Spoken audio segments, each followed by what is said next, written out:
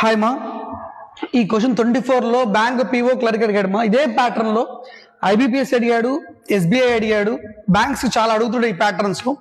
ఈ క్వశ్చన్ చూడండి, 58 × 63 × 18. ఇది చాలా టైం పడుతుంది. దీన్ని మనం రెండు మెథడ్లు కదా, ఒకటి ఎలిమినేషన్ మెథడ్ వెళ్ళిపోతాము, ఇంకోటి మల్టిప్లికేషన్ వెళ్ళిపోతాము. 8 టైంలో ఏదైనా ఈ లాస్ట్ డిజిట్ మల్టిప్లై చేయండి, లాస్ట్ డిజిట్స్ మాత్రమే.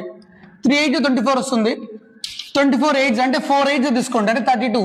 అంటే లాస్ట్ డిజిట్ 2 ఉండాలి. ఇక్కడ 3 ఉంది, ఇక్కడ 3 ఉంది, అంటే ఇది రాంగ్ ఆప్షన్, ఇది రాంగ్ ఆప్షన్. ఉండేది 2 ఆప్షన్స్ మాత్రమే ఉన్నాయి. ఇప్పుడు మళ్ళీ చేసుకోలేం కదా. సో ఇక్కడ విషయం తీసుకుంటే మీరు క్వశ్చన్ బాగా చేశారంటే 58 × 63 అంటే ఇక్కడ ఎంత 6 + 3 అంటే 9 మల్టిపుల్ లాగా కనబడుతుంది.